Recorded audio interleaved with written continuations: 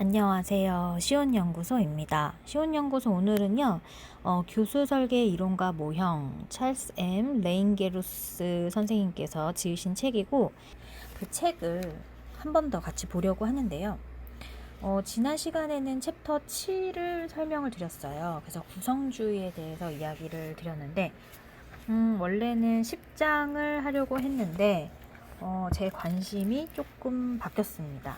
그래서 오늘은 11장을 여러분들과 공유해 보도록 하겠습니다. 11장 제목은요, 협력적 문제 해결이라는 제목이에요. 그래서 어떤 내용인지 좀 궁금하시죠? 그래서 같이 한번 보도록 하겠습니다. 이 11장은 라우리 밀러 넬슨이라는 빙햄 영 유니버시티의 교수님께서 심리학 및 공학과의 조교수라고 나와 있어요. 그리고 양영선 관동대학교 교육공학과 교수님께서 번역을 하셨습니다.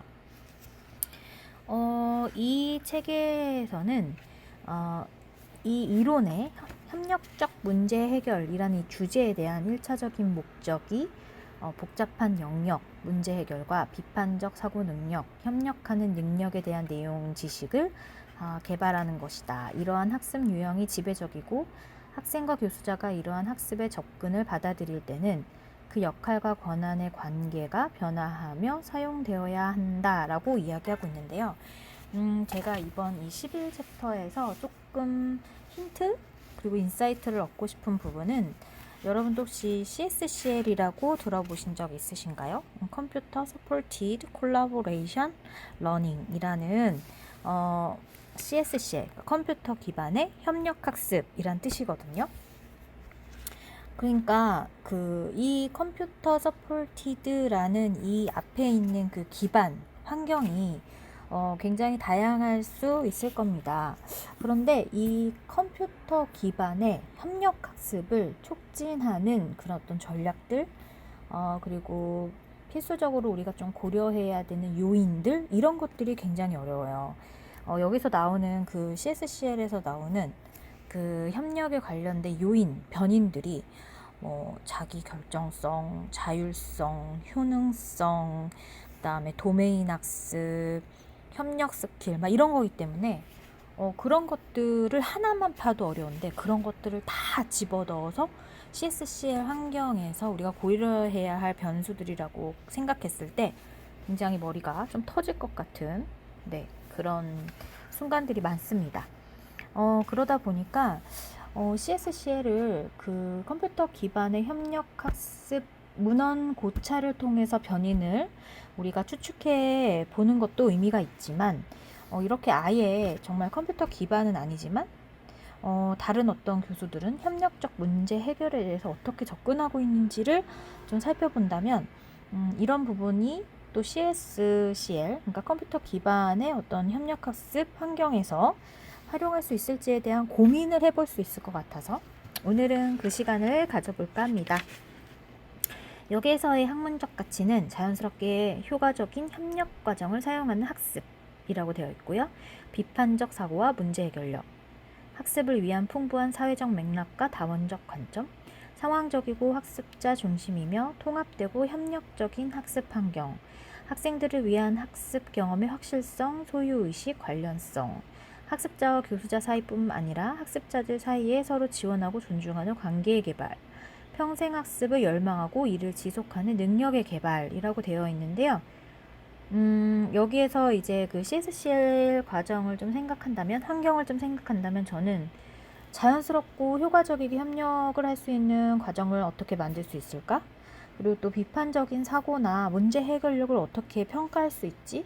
어떻게 측정할 수 있지? 뭐 이런 어떤 고민들을 적용해 볼 수 있을 것 같습니다. 협력적 문제 해결 과연 뭐라고 정의가 되어 있는지 보면 협력적으로 일하고 공부하는 요구에 부응하여 많은 교수 접근이 개발됐는데 최근의 접근 중 하나는 협력학습이다. 이 접근의 형태는 수년 동안 사용되어 왔고 샤란이 1994년에 얘기했대요. 교실에서 협력을 사용하는 데 주요한 힘이 되었다. 더 최근의 접근은 문제 기반 학습으로 의과 교육에서 젊은 의학도에게 더 풍부하고 실제적인 학습 경험을 위한 필요해서 개발되었다라고 되어 있는데요. 그 PBL이 그 의학 관련 그 학습에서의 어떤 교수 방법으로 유명하죠. 여기에서는 좀 방법에 대한 지침이 좀 나오는데요. 직소, 네. 짝을 지어 사고하고 공유하는 직소 방법을 좀 제시하고 있기도 합니다.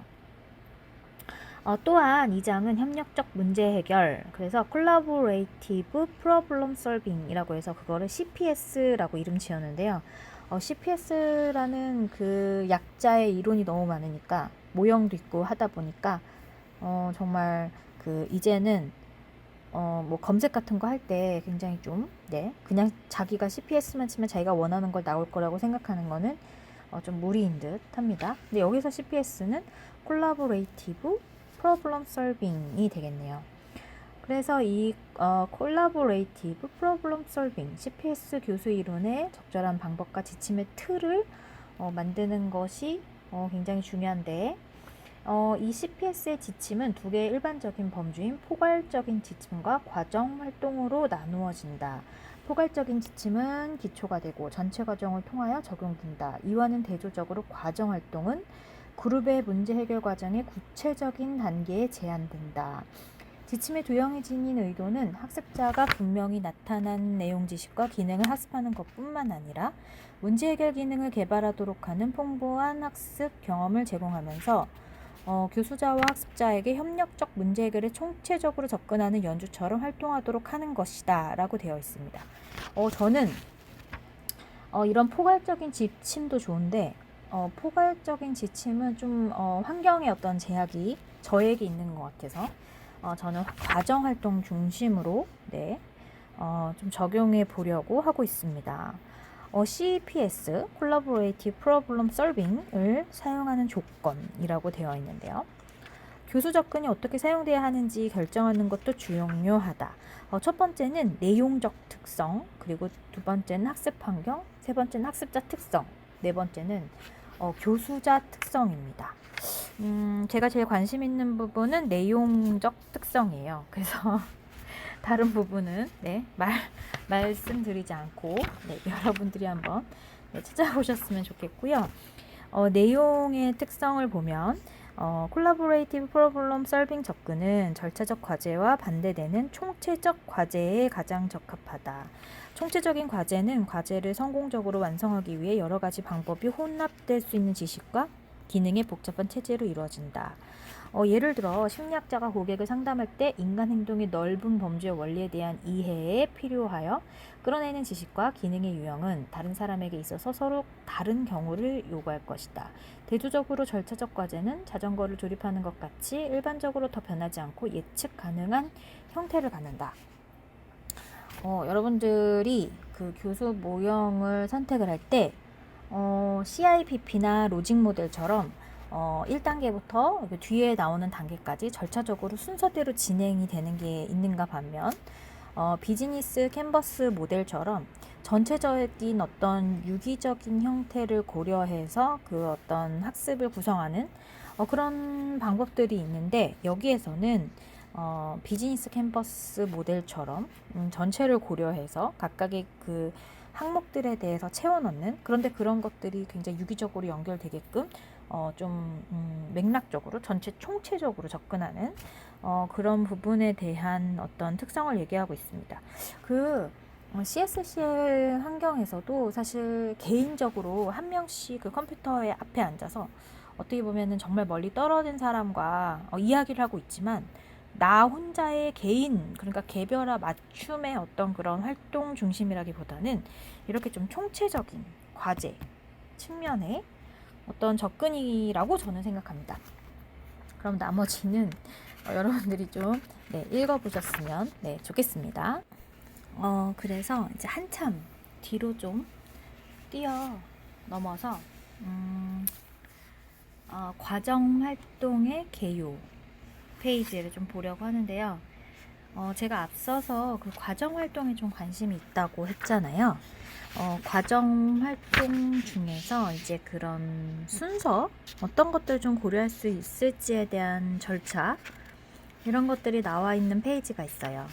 그 페이지를 마지막으로 설명을 드리고, 이번 영상은 마치려고 하는데, 여기 보니까 과정 활동 단계로 준비시키기, 그룹을 형성하고 규칙 만들기, 우선적인 문제 정의 결정하기, 역할을 결정하고 배정하기, 상호작용하는 협력적 문제 해결 과정에 참여하기, 해결안이나 프로젝트를 종료하기, 종합하고 반영하기, 산출과 과정을 평가하기, 그리고 provide closure라고 되어 있거든요.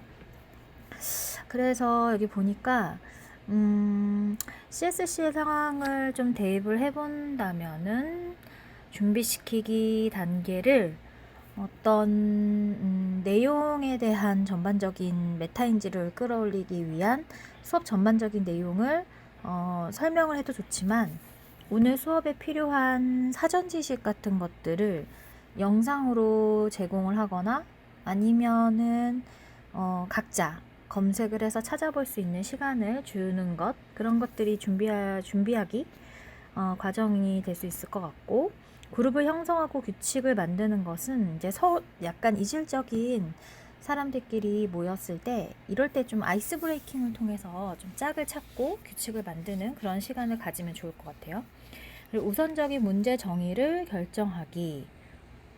이거는 좀 복잡한 문제 같은데, 사실 이런 문제 정의를 결정하기 전에 전반적인 문제 상황은 무엇이 있는지에 대한 총체적인 접근을 우리는 검색하고 찾아보고 분석하고 또 수집할 수 있어야 되는데, 갑자기 이제 3번이 좀 나온 것 같으네요. 그런데 여기에서는 문제에 대한 공통된 이해를 협의하라, 학습 이슈와 목적을 확인하라, 우선적인 해결안이나 프로젝트 계획을 브레인스토밍하라, 초기 설계 계획을 선정하고 개발하라, 필요한 자원의 출처를 확인하라, 설계 계획을 타당화할 우선적인 정보를 수집하라, 이렇게 되어 있습니다. 네 번째, 역할을 결정하고 배정하는 단계에서는 설계 계획을 완성하는 데 필요한 주요 역할을 확인하라, 역할 배정에 대해 협의하라, 이런 내용들이 있고요. 상호작용하는 협력적 문제 해결 과정에 참여하기 위해서는 설계 계획을 다듬고 개발하라, 과제를 확인하고 배정하라, 필요한 정보 자원, 전문성을 획득하라, 필요한 추가 자원과 기능을 획득하기 위해 교수자와 협력하라, 해결안이나 프로젝트 개발 작업에 참여하라, 개별적 공업 및 그룹 활동에 대해 정기적으로 보고하라, 상호그룹 협력과 평가에 참여하라, 해결안이나 프로젝트의 형성평가를 실시하라, 같은 내용들이 있습니다. 상호작용이 그 협력적 문제 해결에서 굉장히 중요한 키워드잖아요. 그래서 CSCL에서도 이 상호작용에 대한 중요한 어떤 중요성을 언급하는 게 모자라지 않은데, 여기 보니까 이 상호작용에서 중요한 어떤 시점 중에 하나가 좀 정기적으로 보고하는 것 같아요. 그러니까 여기까지 이거 맞나요? 여기까지 했는데 이 내용 맞나요? 이렇게 계속 확인하는 거, 그런 내용들이 좀 중요하다라고 생각이 듭니다. 여섯 번째는 해결안이나 프로젝트를 종료하기인데, 해결안이나 프로젝트 보고서에 초안을 작성하라, 최종평가나 유용성 테스트를 실시하라, 최종안을 수정하고 완성하라, 같은 것들이 있고요. 종합하고 반영하기, 학습의 이득을 규명하라, 과정에 대한 경험과 느낌을 보고하라, 그룹 및 개별 학습 과정을 성찰하라, 같은 내용이 있고, 산출과 과정을 평가하기. 그래서 한번 피드백을 받은 내용을 반영을 했으면 다시 한번 과정을 평가하는 시간, 그리고 마무리 활동을 통해서 내 그룹의 이제 마지막을 공식화하라, 혹은 다음 주에 있을 뭐 과제 같은 것들을 얘기할 수도 있고요. 오늘 했던 내용 중에서 좀 아쉬웠던 부분 같은 것들을 좀 같이 고찰하는 시간을 가질 수도 있겠습니다. 그래서 그것에 대한 상세한 내용이 이제 쭉 나옵니다. 그래서 관심 있으신 분들은 한번 찾아보시면 좋을 것 같아요. 페이지는 이게 209페이지의 내용이 제시되어 있네요. 오늘은 여기까지입니다. 네. 제가 궁금한 내용 중심으로 여러분들께 좀 소개를 시켜드렸는데요. 좀 같이 둘러보면서 좀 성찰 같이 할 수 있는 부분이 있었으면 좋겠습니다. 그럼 여러분, 우리 다음 시간에 다시 만나요. 안녕.